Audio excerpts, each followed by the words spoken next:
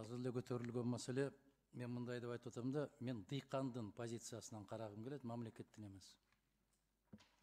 Бул колдон чыккан пайда. Азыр айтып атасыздар, ушуну карап көрүшүбүз керек экен. Анан жанакы акча бөлүштүрүлгөндө ушуну эске алыш керек экен деп. Жок.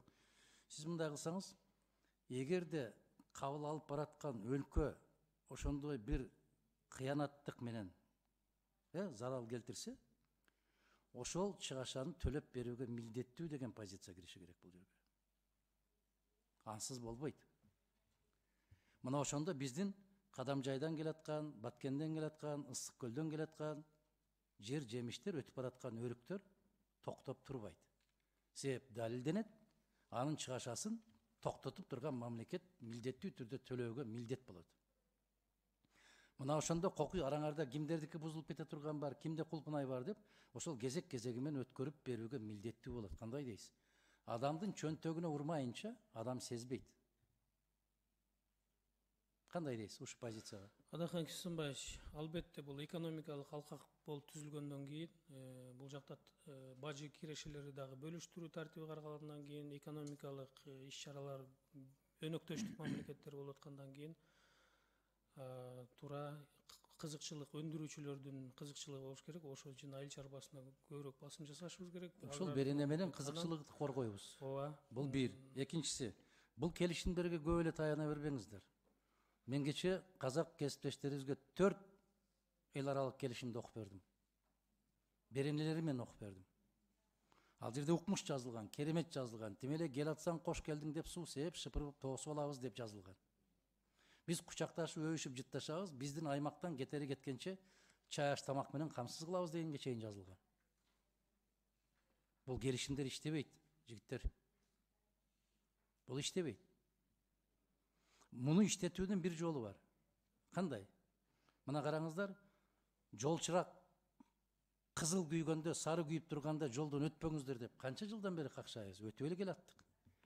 Жолчурактын кызыл күйгөндөн өтүп кеткен болсоң 3000 акча төлөйсүң деди, тып токтоду.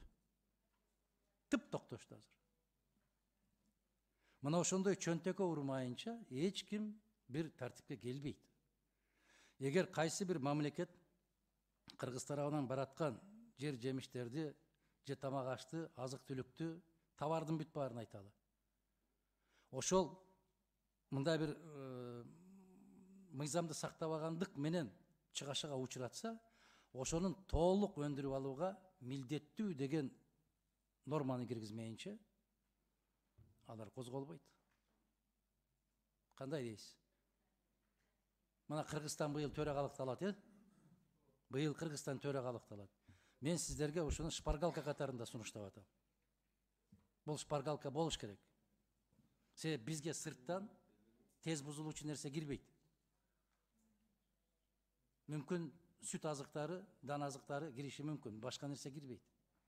А бизден Кыргызстандан чыгып аткандын бүт баары 2 күндөн 3 күндөн кийин керекке жарабай турган оокат болуп калып атат. Ушуну политика меркантилизма. Сиздер өзүңүздөр ушуну колдошуңуздар керек дагы. Мен да сиздерге тапшырма катарында ушуну өзүнчө бир берене катарында киргизип койсоңуздар. Экинчи окууга алып келесиздерби? Бул парафирование кетип бартабы? Бул парафирование кетип бартат. Кыргыз тарабынан ушундай позицияларыбыз бар деп, ушуну өзгөчө сунушту киргизсеңиздер. Рахмат. Макул. Урматтуу баяндамачы, сиз так жооп берип коюшуңуз керек. Адахан Кисимбаевич сизден сурады, парафирование болобу же болбойбу. Сиз макулдуу айтып атасыз, макул деп. Бул макулдашуу эмес. Силер мыйзам долбоор киргизип атасыздар. Жогорку кеңешке. Сиз эме так айтпайсызбы? Туура эмес маалымат берип атасыз депутаттарга, биздин элибизге. Эмне болот? Биз бул биринчи окууга киргизип атабыз. Демек, эч кандай өзгөрүүлөрдү силер киргизбей, биз азыр ратификацияны жасашыбыз керек, мыйзам менен, туурабы? Ушундайбы? Макулдашууга киргизип атабыз, ооба бул. Урматтуу кесиптештерим, суроолор барбы да кошумча? Жок болсо, Чыңгыз мырза, келишим болгондон кийин дагы кыргыз тарап өзүнчө өзүнүн позициясын оговоркой. Бул келишим да. Оговоркой. Быйыл төрагалыкты биз Кыргызстан алабыз. 26 майдан баштап, 27 майдан баштап. Мына ошондо алганда биздин приоритеттик багытыбыз жана Чолпон айым айткандай, биздин өзүбүздүн товар өндүрүүчүлөрдүн кызыкчылыгын коргоо биринчи орунга чыгыш керек. Мына ушул оговорканы ошол жерге киргизүү керек. С учетом с оговоркой деп кийинки мыйзамдарды иштеп чыгууга бул чоң түрткү болот. Макул, ал өзгөртүү, түзөтүү, үтүр, чектин өзгөртө албайсыңар, бирок оговорка кылганга биз тараптын укугу бар. Адахан Кимсанбаевич, уруксат берсеңиз, мен жана айтып кетпедимби, 28 май, 26 майдан кийин уже келип баштады делегаттар. Ошондо өкүлдөрү, ЭЭКтин өкүлдөрү дагы ошондо ушул маселени азыр бул келишимдин долбоорунун алкагында караш эми ачык эле туура ич керек. Ошо кеч болуп калды. Бул анын үстүнө канчалык деңгээлде буга туура келет.